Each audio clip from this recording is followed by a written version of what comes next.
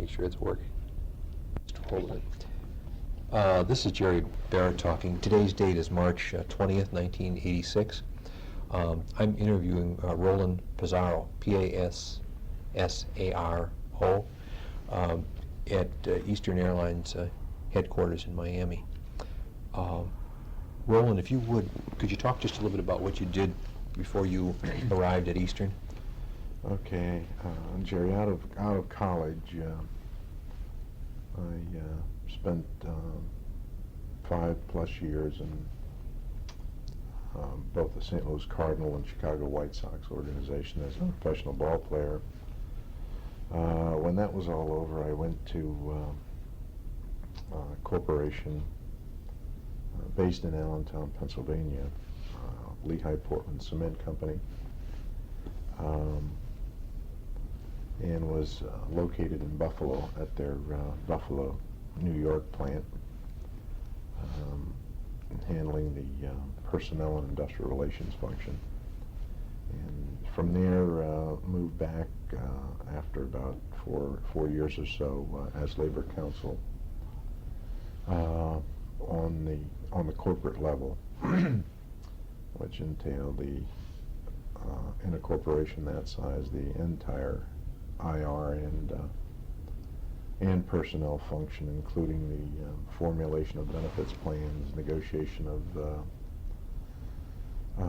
some 15 local supplemental agreements, and also including a master agreement with the United Cement, Lime, and Gypsum Workers. Okay.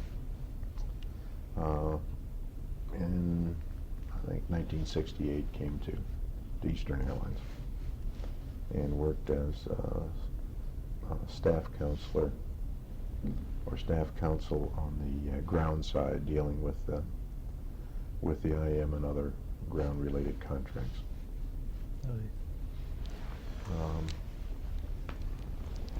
From there, I moved to manager of, I think it was at that time, employee relations for the in-flight service division, dealing exclusively with flight attendants, and had been director in that capacity since 1976. Oh, yeah. So since '76, I've had the responsibility for the flight attendant negotiations and related personnel matters, dealing with the Transport Workers Union and representing in-flight service. That would include not only the negotiations, but the handling of grievances and other problems? Grievances, arbitration cases, you name it. It's kind of a self-contained little personnel division. In '76, that was when they began the negotiations over the profit sharing matters, and that's when things began to get really interesting. Can you sort of pick up at that point and talk about it? Yeah, they sure did. The '76 negotiations, which carried over into very late '77, I think we finally signed sometime midsummer of '77, but that was another classical or typical negotiations with Local 553. My recollection is that it probably was I don't know, 15, 18-month extravaganza with all the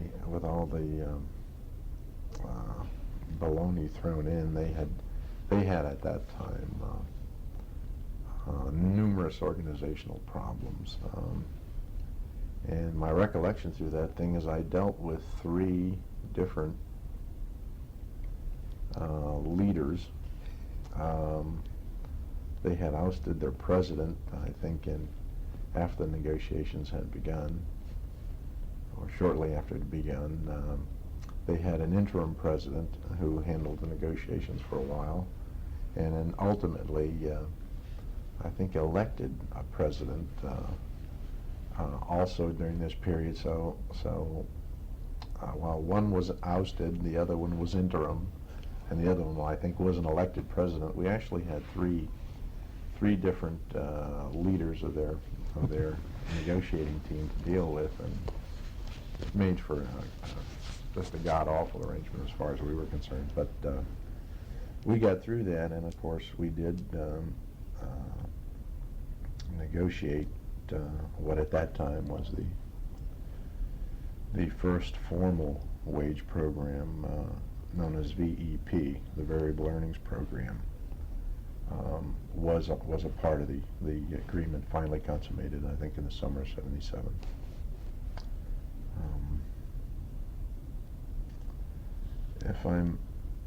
I don't know if my timing here is correct or not, Jerry, but I think we also had a program that was either in '76 or late '75 that was not ongoing, but it was, by my recollection for the TWU, something around a 6-month wage freeze. And that may have been late '85, or I think it was, excuse me, late '75. So, okay. I think was my recollection of some sort of program even prior to VEP. Was that done with the other unions as well, or was that just? Yes, sir. It was. That was a corporate program. All employees were involved in the variable earnings program, which basically was a 3.5% reduction from your salary of record, and there was potential for earnings above your salary of record. In other words, earnings above 100% of salary in the event of profitability by the company based on certain formulas. Yeah. And my recollection is, I think in two of the 5 years that that program was in existence, there was a return for employees. I think 1 year, I think it was above 100, slightly above 100%. Another year, it was a little less than 100%. Mm-hmm. But my recollection is at least in 2 of those years, there was a return for employees. Actually, then Eastern was negotiating concessions long before that became popular. You generally associate concessions with the 80s. Absolutely. I think long before employee programs or concessions or whatever were even fashionable, Frank Borman, I think, in my opinion, was instrumental, certainly in the first one that I can recall in this industry. Mm-hmm. So you're correct. We did in fact have programs long before concessions or concessionary bargaining or whatever was considered fashionable. And in fact, my recollection is we were somewhat the envy of the rest of the industry at that time, and we did get an awful lot of in the '76, '77 years, an awful lot of comment and publicity about the program that was in effect at Eastern Airlines. Do you remember the name of the 3 union officials who took turns that year in negotiating with you? They started at that point they had a lady in office as the president by the name of Bernice Dolan. Ms. Dolan was removed from the presidency by her executive board and the Powers organization itself, with a number of charges, some of which I don't recollect, but she was removed, and of course that left us with really a lame duck organization to deal with, because they were she immediately challenged it, and in fact filed a lawsuit, and this thing sat in the courts for a considerable period of time. But of course during that time it was very difficult to get anyone to decide issues or do much of anything, because they didn't know whether Miss Dolan would be back in the morning or not, and it was not, it was a very difficult situation for us, really, to conduct the bargaining after that happened. Their interim president was a gentleman by the name of John Jacobus, who continues to fly for Eastern today, and so does Miss Dolan, by the way. And then I think John was followed by the fellow that's in office right now, Bob Callahan. And Bob was the president when the bargaining was completed for that particular contract.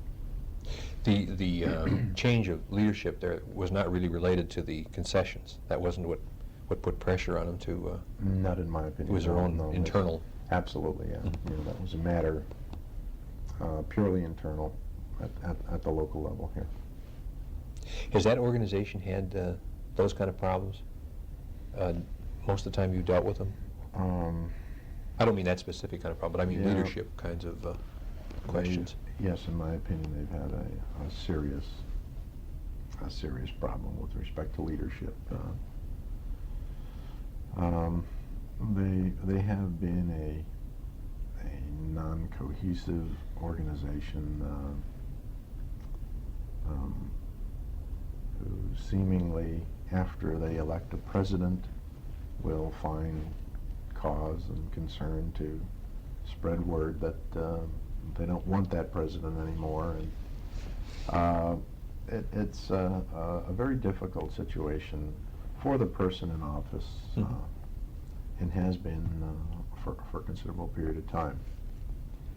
Is that typical of flight attendants in other airlines? I really think it is, Jerry. I really think it is.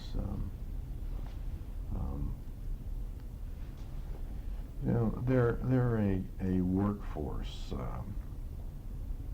I think there's a lot of reasons for that, but they're fundamentally a workforce that's unique. The only other thing like it is the front end, the pilots organization.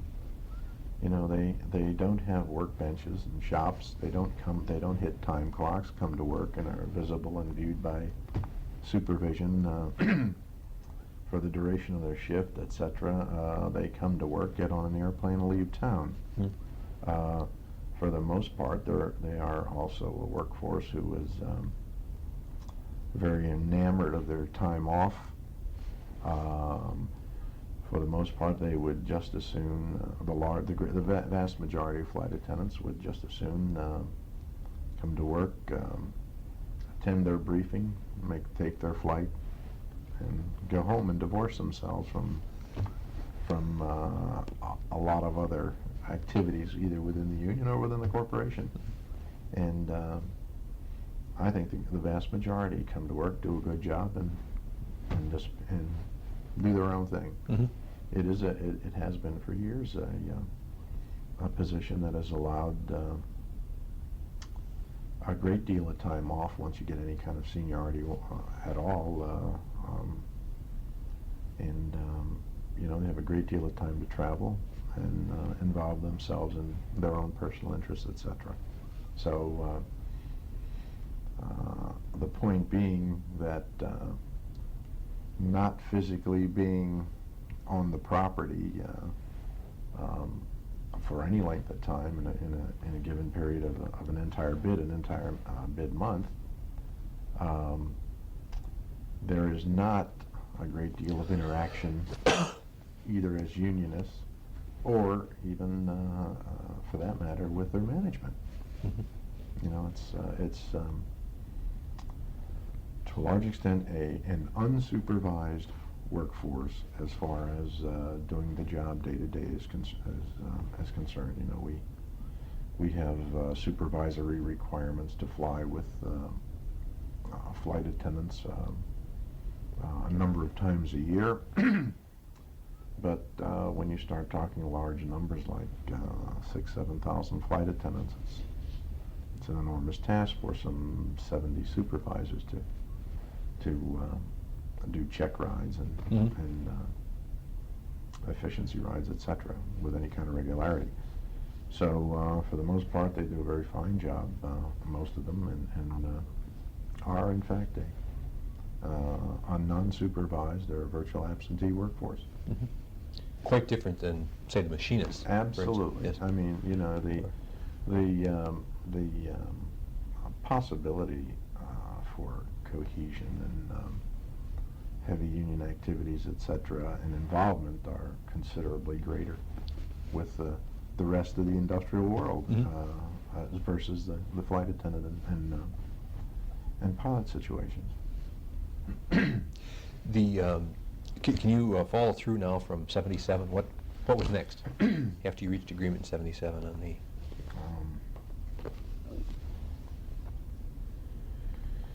Oh God, so many things went on there, but well, shortly after we'd arrived at the agreement in '77,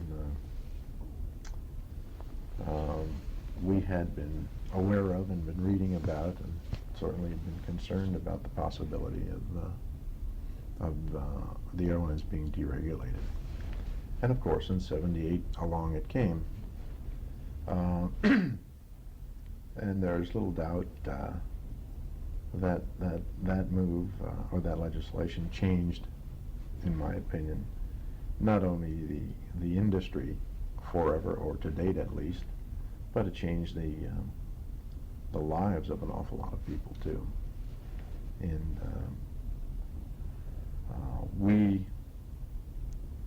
at the time, were certainly not, from a financial point of view, a historically successful carrier. And of course, that kind of legislation impacted us greatly because of our enormous debt at that point. Mhm. And the continuing debt and continuing enlargement of that debt based upon the corporation's need to modernize its fleet in order to compete in a deregulated environment. So my opinion is that Eastern had a doubly difficult situation as compared to carriers such as Delta, American. You know, there are two guys that have been historically successful, have shown large profits over a long period of time, had if you will, a war chest that was far superior to, well, I'm not too sure we even had one, but certainly far superior to anything that we had,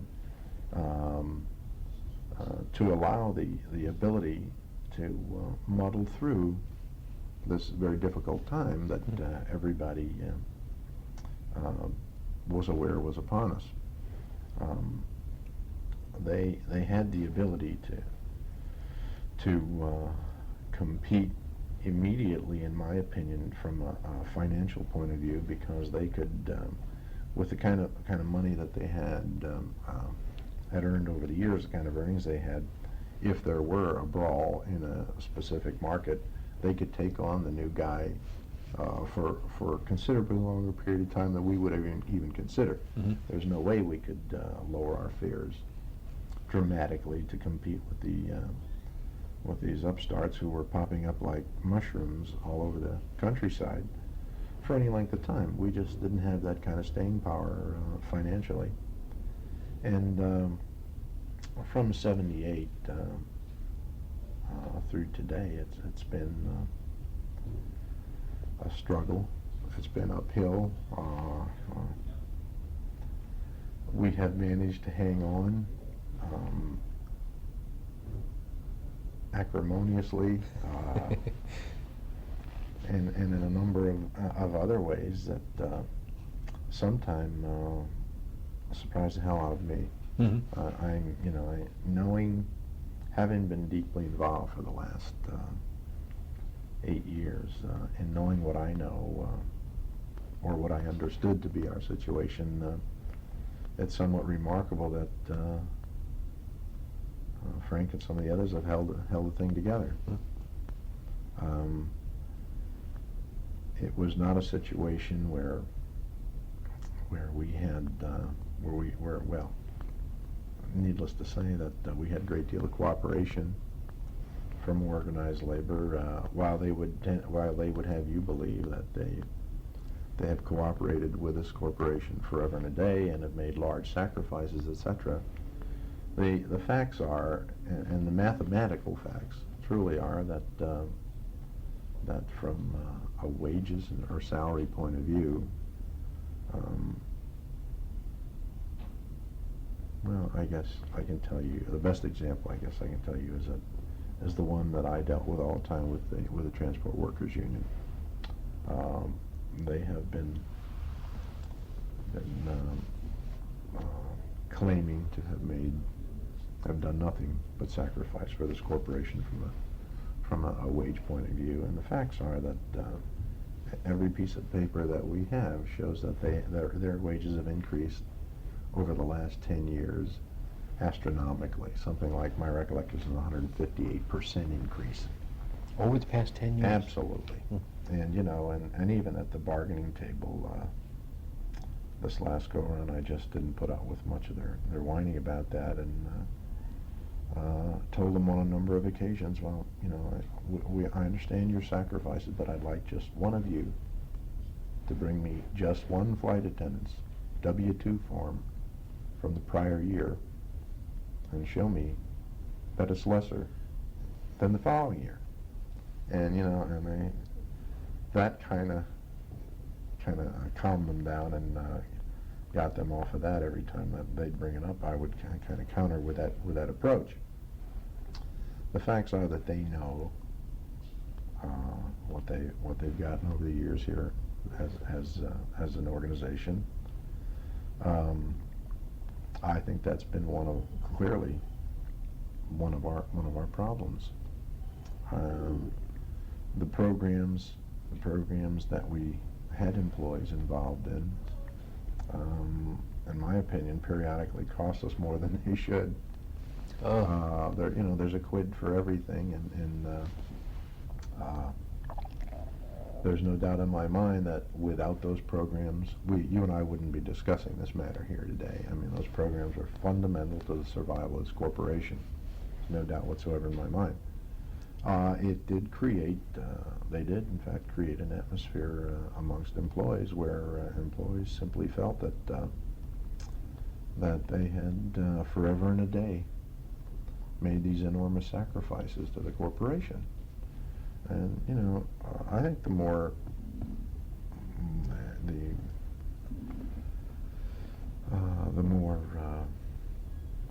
introspective ones, or those who had ever sat down and thought about it at all, certainly had to conclude that the sacrifices they made kept them employed, and Yes. And that's basically the way those programs went.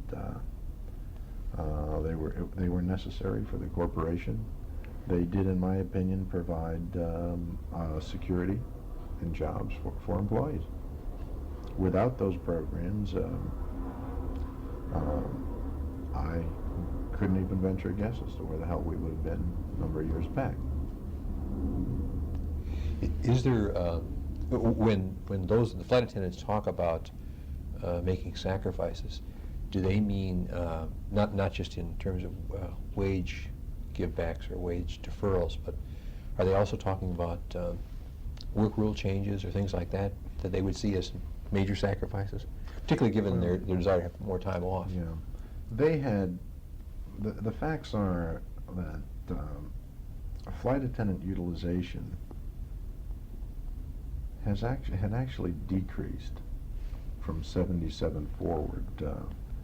In the 77 agreement, Eastern agreed to a duty rate change that actually adversely impacted productivity. So any claims that they've made sacrifices in the work rule area are remarkably easy to argue away, because the facts are that we really the flight attendants never, since 77, really made any substantive changes, either contractually or otherwise, that would have improved their individual productivity. They simply have not responded from a work rule point of view to the proposals made by the company in negotiations, either starting in '77 or subsequently, and until this last go-round. We have made some very decent inroads from the productivity point of view in this agreement that's out there on the street today for ratification. Okay. But until this, no. In fact, the agreement we arrived at in March of '85 that failed to overwhelmingly failed to ratify had a number of productivity improvements in it, and they just voted that down. And that so was they have not. In spite of what they may view as improving their productivity, the facts are they really have not.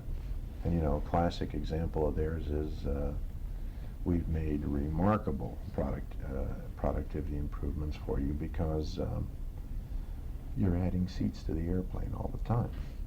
You put more seats on, so we become more productive. Well, that just doesn't wash or fly in any analytical comparison or review of that concept. It just isn't going to make it. Doesn't matter if you have 300 seats on an airplane. If there's only 25 people in them, it really doesn't matter. And I told them, I said, well, when they had given me that approach to productivity, I said, well, what about then I ought to be looking in our maintenance department down in the seat shop. Why don't the people who made the seats or put the seats in the aircraft get credit for additional productivity? They put them in. Yes. I mean, really. Their view of improving productivity or agreeing to productivity improvements certainly doesn't coincide at all with mine or what I know to be the facts since '77 until, like I say, to date with this contract that's out on the street now for ratification. There's considerable improvement in it. The agreement that was rejected in '85, was it rejected primarily because of the changes that would have affected productivity? Absolutely. It was. There's just no doubt in my mind. Okay. With that organization, it's generally, and I will admit, that they have probably been much more inclined or less reluctant, I would say, than the other organizations on the property to have wage reductions or not reach their salary of record more so than the other groups on the property. They, as an organization, would be considerably more willing to give up pay than they would work rules. Because their thing is, okay, take my money, but don't change my working life and my conditions here. I'm into this time off program. Okay. And you see, for them to be more productive means they work more flights or more days in a given month. And they just assume not see that happen to them. Okay. They would prefer to Absolutely. keep that the same and actually give up some wages. I see. And really, it's kind of humorous, but there's nothing unique about this local or this organization of flight attendants at Eastern Airlines. The entire industry, in the flight attendant world rather, is very, very much the same.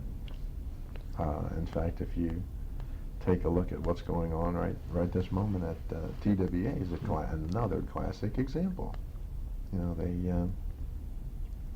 TWA is looking for both wage reductions and severe modifications to their agreement, the work rules, and the TWA flight attendants had offered up 15% relatively quickly, but have steadfastly maintained that you're not getting these changes in the contract that you're looking for, Mr. Icahn. And in fact, I had heard recently that their president out there said, kind of put it on a quid basis to Mr. Icahn, and that is that the more work rules you change, the less money you get. So our organization at this local 553 is clearly not unique in that they will hang on protectively to the work rules that they have. And there's no hiding this either. I mean, this is presented across the table very directly. Absolutely. Yeah. Absolutely.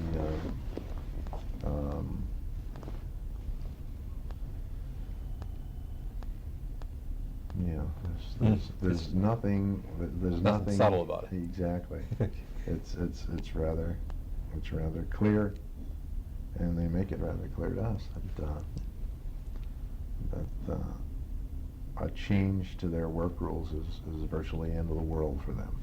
They are just not at all amenable to those things.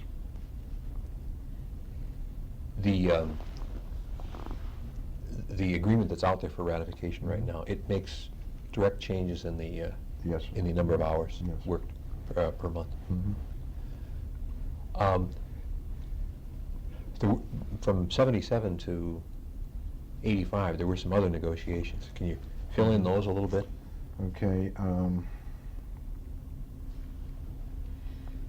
Mr. Callahan had stayed as the president of the Transport Workers Union through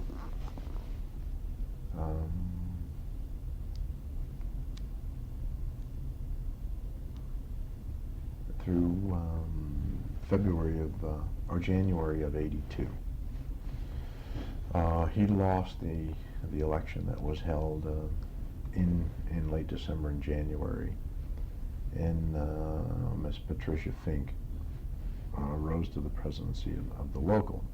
And there was a complete changeover at that time, and that meant not only the president and the vice president and the secretary treasurer, but at the base level, 8 bases at the local level, there was virtually a changing of the total guard.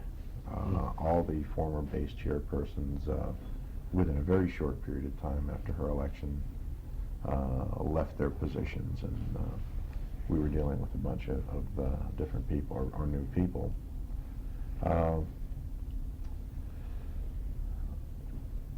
Ms. Fink's tenure was very difficult for us, and very difficult for her also, because I can just recall being over in her office, or calling her on the phone, or having her to my office with great regularity to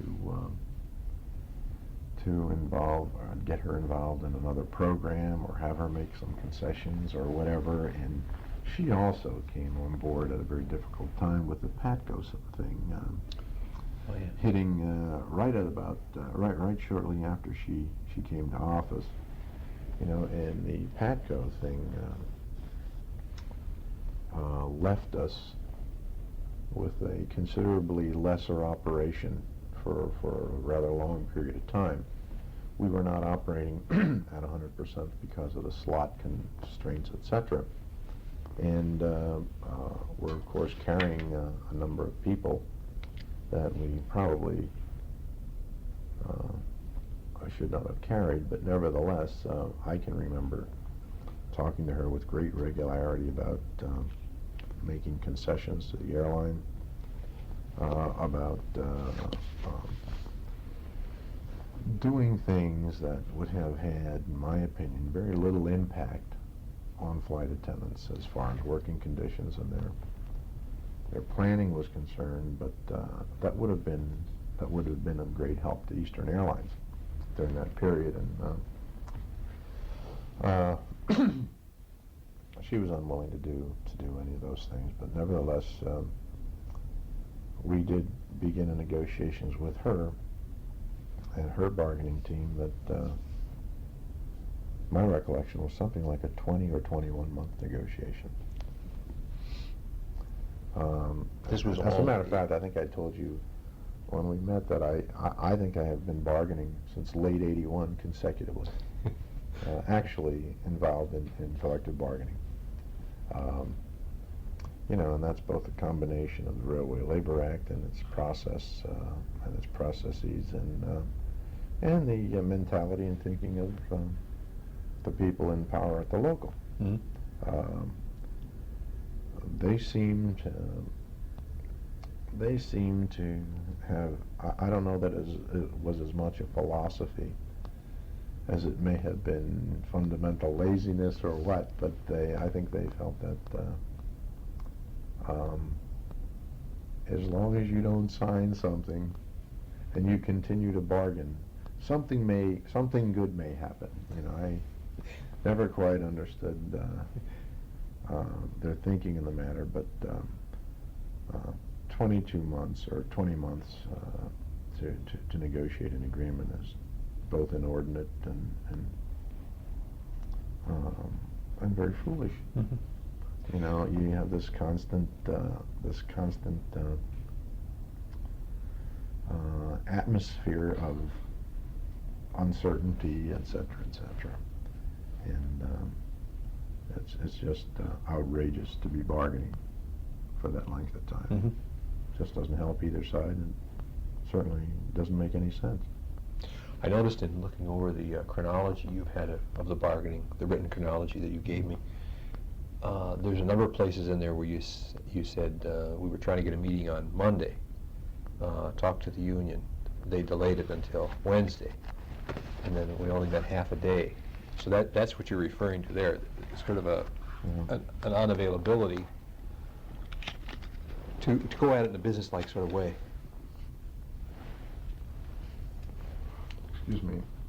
I think you just hit the key there, and that is to go at it in a business-like sort of way. I certainly could never accuse them of being very businesslike, and this is not meant personally, but they have always had difficulty concentrating on issues for any length of time.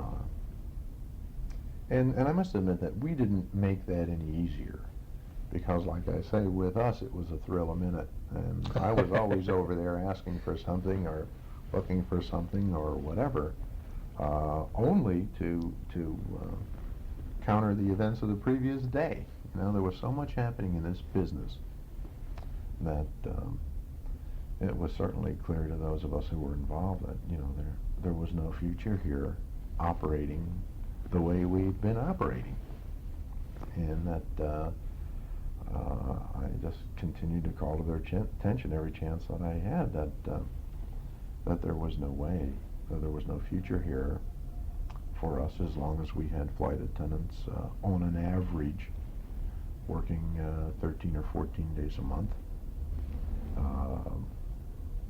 We could not continue to have the enormous vacation accruals that they had built up over the years. There were just numerous, and certainly our pay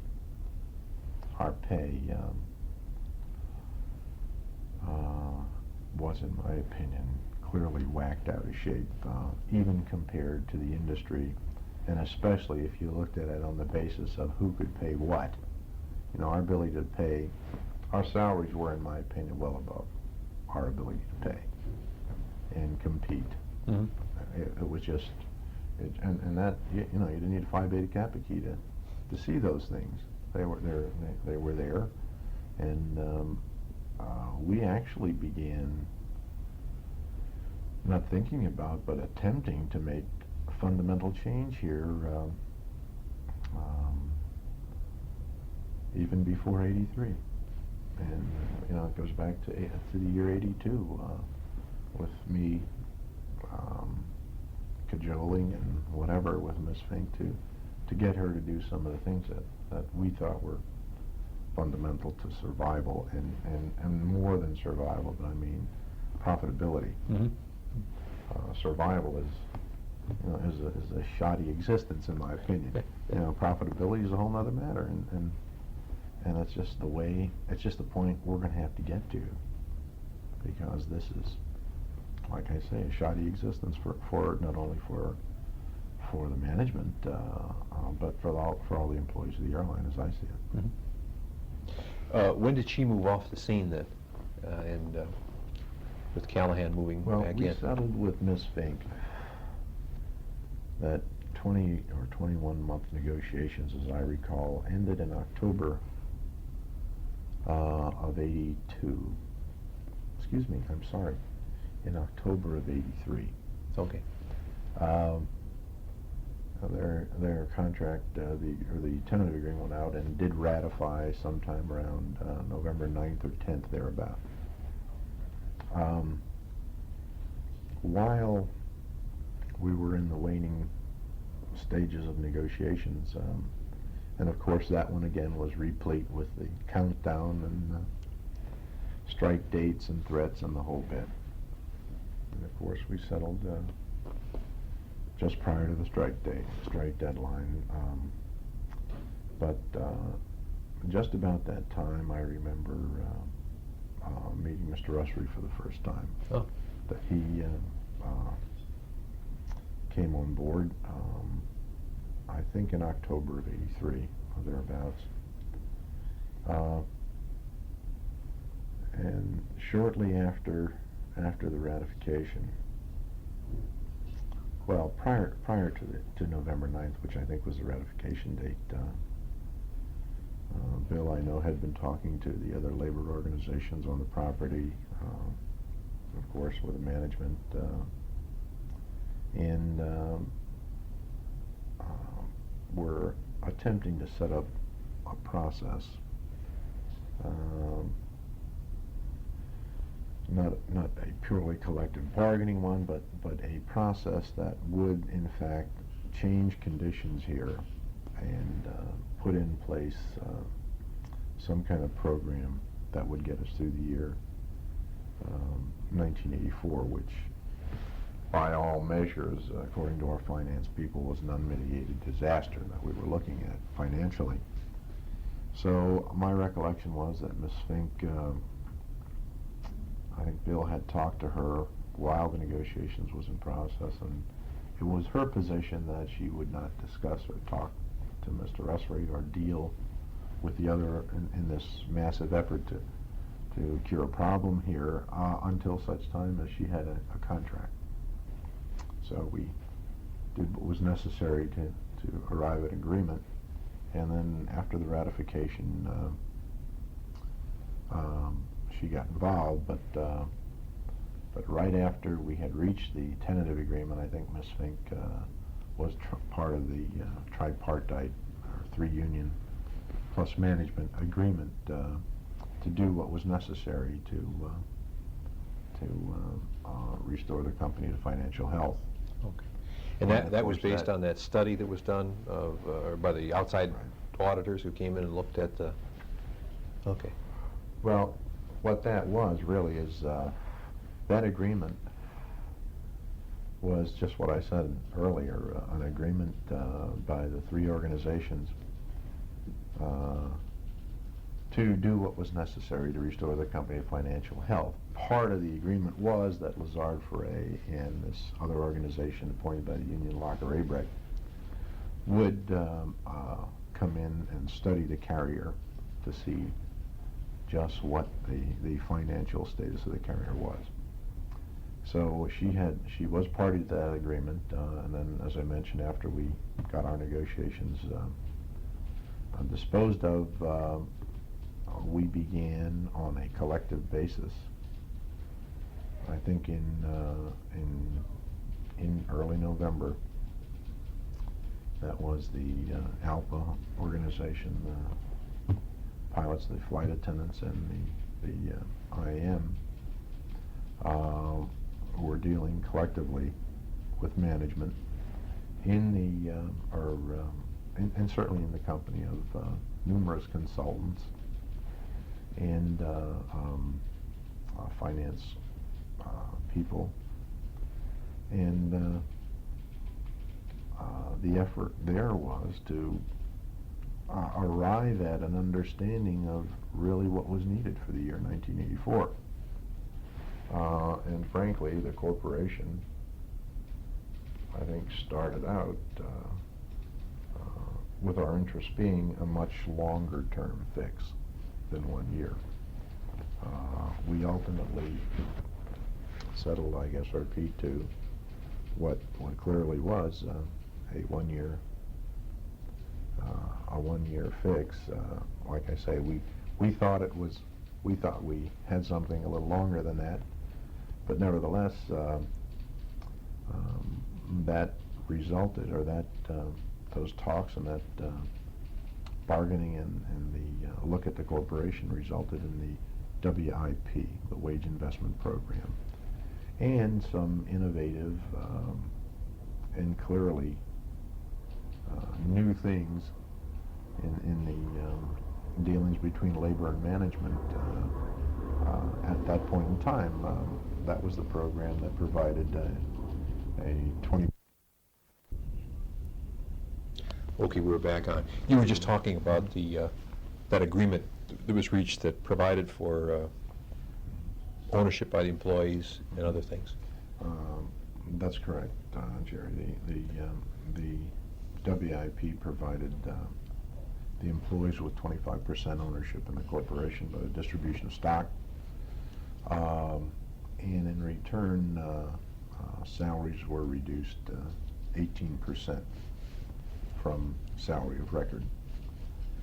There were numerous other things in that it provided the organized labor with considerably more input than they've ever had in the past, in some rather critical areas, in my opinion. They had the right to financial reviews of corporations, of the corporation on a monthly basis. They had some rights with respect to purchases made by the company, facilities and design changes made by the corporation. There were a host of things that evolved from those collective sessions. Most important, of course, to the corporation was the wage reduction of 18%.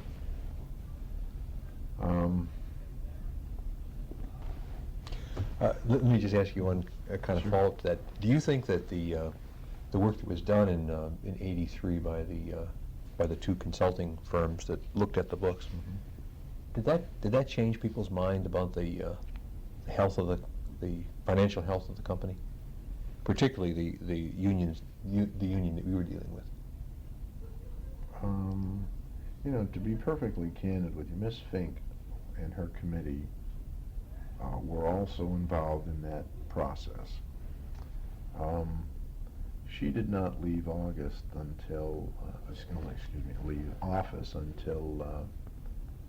February of '84. She had lost the election, and back came Mr. Callahan. But to be as frank as I can, to this day, Miss Fink has, stated that she never believed the numbers.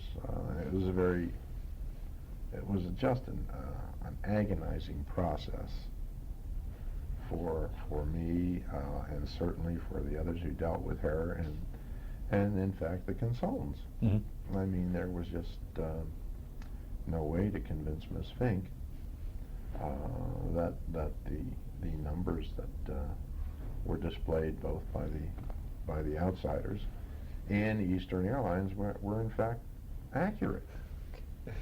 And it was an awful thing. I mean, I can even recall Miss Fink, after it was all over and the programs were all in place, she would tell me, "You guys never really believed those numbers."